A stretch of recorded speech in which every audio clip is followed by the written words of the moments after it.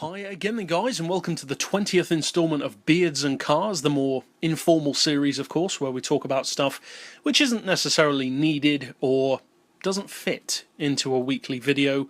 It's not a tune, it's not a review. It could kind of be a review sometimes, talking about older games which we love, and that's kind of what we're going to do this time. But in particular, I wanted to talk about Gran Turismo, because obviously that's where the vast majority of the people who view this channel come from. That's the background of racing that you guys have, myself as well.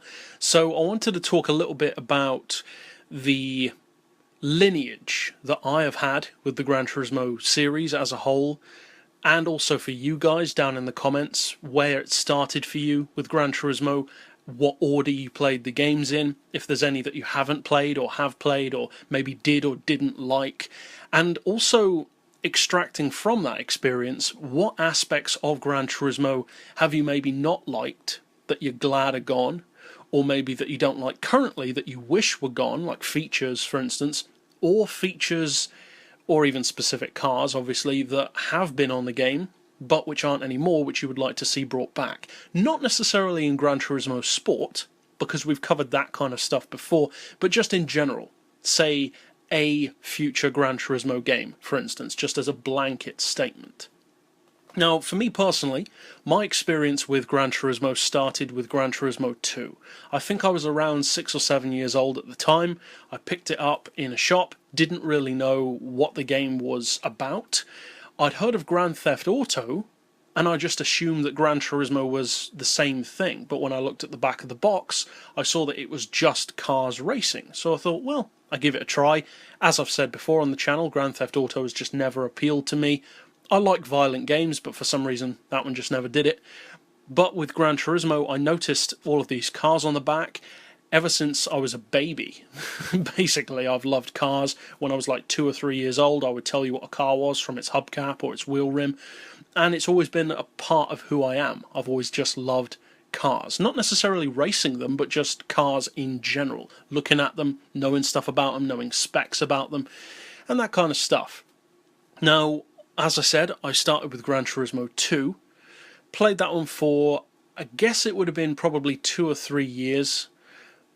A lot of that time was spent with my dad playing the game as well, checking out the game as he was playing it, watching him play it. I don't recall playing it myself as much, because I wasn't like a skilled driver or anything at that point. I did play it some of the time, but I wasn't fully into it. I liked watching my dad race. I liked watching the cars get unlocked. I used to point out certain cars in the dealerships which I really wanted to unlock. For me, it was stuff like, of course, the Espace F1, which you didn't have to unlock it, but you had to buy it. The Chrysler Phaeton, I always loved that car. As it turns out, once you unlock it, it's not necessarily that great a car, but still, it looks cool. And then, I guess it must have been at least a couple of years that I played that game, because I didn't buy it at release. I bought it a little bit later. Then I went to Gran Turismo 3. We picked up a PS2, played Gran Turismo 3, and for both me and my dad, because my dad played Gran Turismo 3 extensively as well, he was really into the Gran Turismo franchise, but both me and my dad didn't really like Gran Turismo 3 as much as the games either before or after. I don't dislike Gran Turismo 3, and my dad doesn't dislike it either. We just didn't have the connection to it. It feels to me a little bit, I don't know, emotionless compared to some of the other Gran Turismos, and it doesn't feel as big either. The game feels very limited in scope. There's a lot of races, but it's kind of more to Gran Turismo than just that. Gran Turismo 2 felt like a world. Gran Turismo 4 feels like a world. Gran Turismo 5 does. GT6, not as much, but similar. Gran Turismo 3 just doesn't have that feel to me. It feels like there's just a garage and races, and not much else. Obviously, for different people, that's different. I know for some of you guys, your favourite game of the franchise was Gran Turismo 3. I respect that. I don't understand it, but I get it. Of course, it was a great leap from Gran Turismo 2 to GT3. The graphics, for instance, were a massive step up. Not too surprisingly, the car selection was significantly stepped down because of updating graphics in a similar way to what Forza did when they moved to the Xbox One with Forza 5. The cars were significantly pared back to get better graphics, and the time it took just meant that they couldn't have as many cars done by the game release time. And in a similar way, you've got Gran Turismo Sport doing the same kind of thing.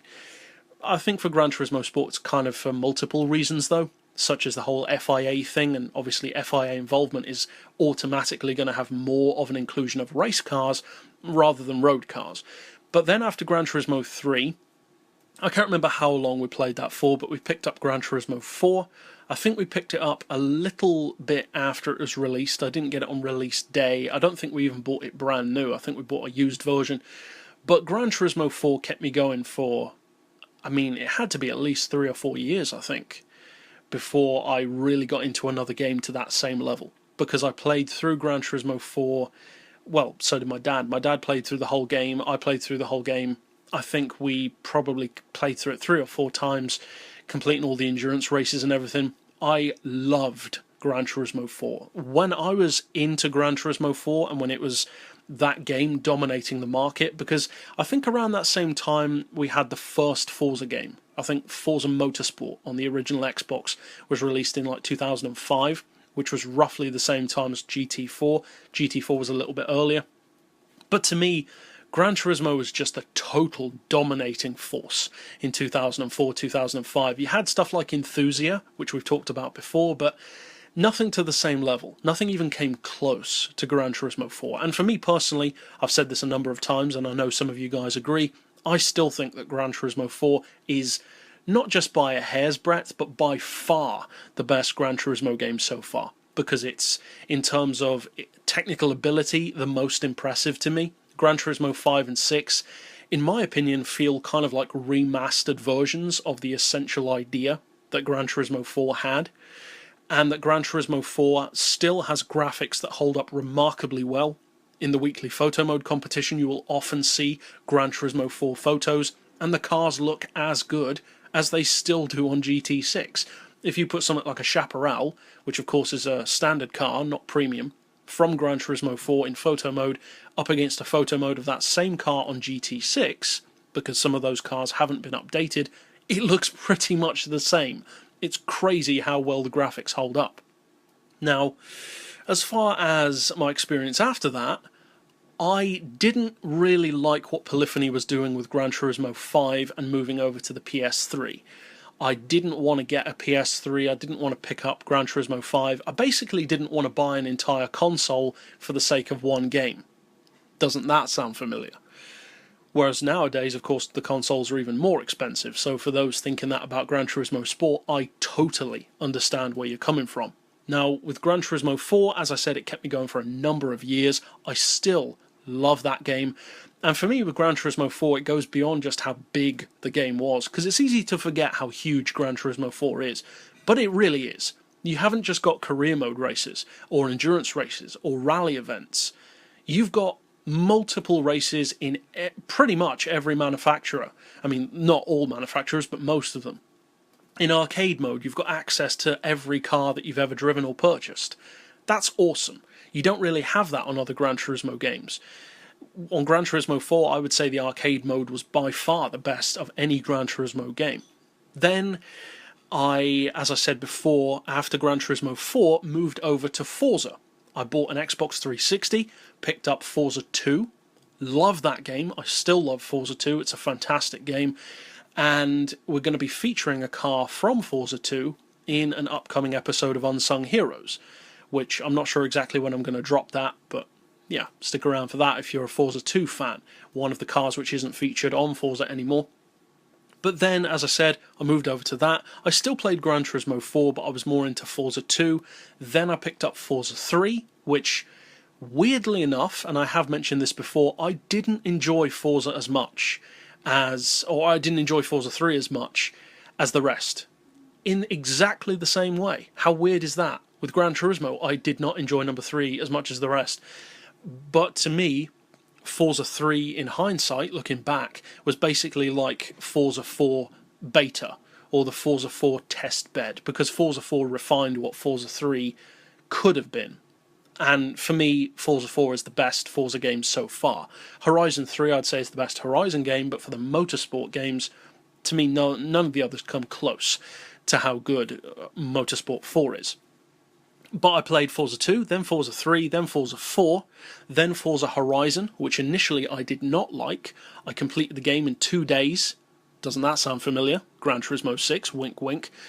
I didn't like it. Then I got banned on the Forza servers from having my storefront and from racing online for something pretty trivial. Looking back, I sold a Skyline which had some hacked wheels on it, which I hadn't even hacked myself.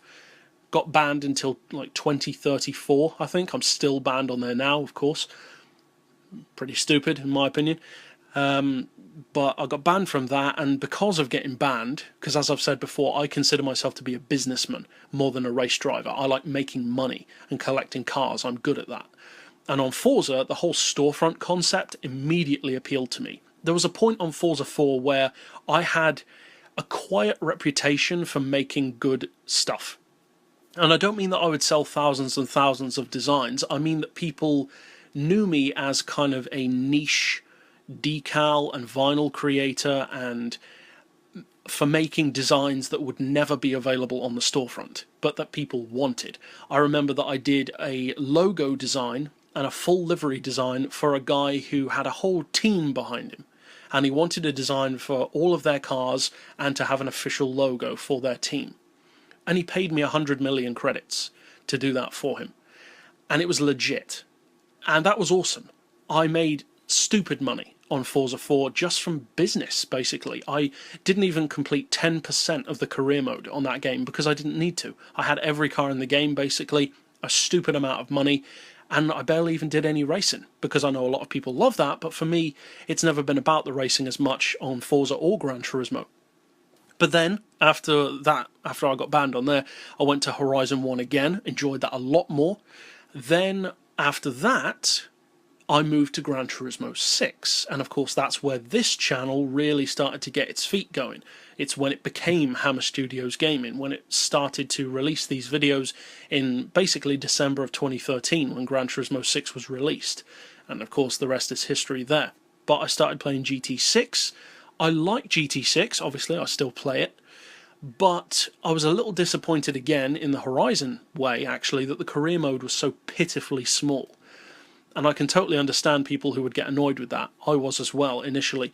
It didn't bother me as much down the line because I started making YouTube videos about individual cars. And I mean, look at us now. We are still making reviews and tunes for cars that came out on a game in 2013. That's the size that Gran Turismo 6's selection has. It's not the size of the career mode, for sure. But still, you can get a lot of content out of every Gran Turismo game. And obviously every Forza game as well. Then after Gran Turismo 6, I decided to retroactively buy Gran Turismo 1 and 5. I own Gran Turismo 1 and I've put it on once, but I've never actually played it much. I would like to, but it's just finding the time to. Then, as far as Gran Turismo 5, I actually got into that one quite a bit. I was really annoyed though because I purchased the XL edition, which comes with Special Stage Route X DLC, a number of cars, money, all that kind of stuff. When I put it on, I couldn't use any of it because they'd shut the servers down. And I didn't think of that at the time, and of course I couldn't access it, which was really annoying. And that's actually something which annoyed me about Test Drive Unlimited as well. I paid a huge amount of money on Test Drive Unlimited on the Xbox buying car packs. I'm talking stupid money, like 60 or 70 quid on buying all of the car packs. Now, if you turn on Test Drive Unlimited, you cannot access any of that DLC, which is super annoying, because that's a massive amount of money just down the drain because they shut the servers. And of course, because of the state of the company, Atari, I believe it is. But getting back on track, there was also a period where I got super heavy into Test Drive Unlimited. I still love that game, the first one especially.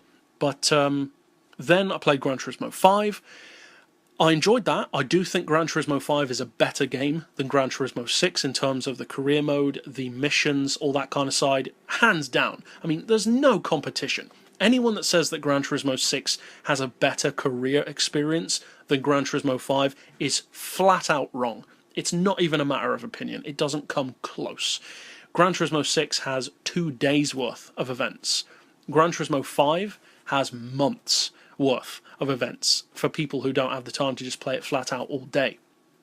Now, after GT5, I then went to Forza Horizon 2 and Forza 6. Forza 6, I basically ran through the career mode or whatever. I don't really have that connection to Forza 6 though, I don't enjoy it as much. Then I bought Forza 5, I've played it a little bit, but I don't really see the point in going back to that one as much. Kind of like the Gran Turismo 5 thing, or the Gran Turismo 1 thing as well.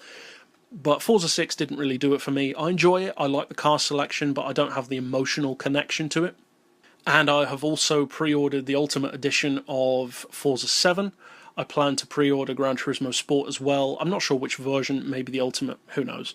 But I believe they both come out in October, so October's going to be a really big month for this channel.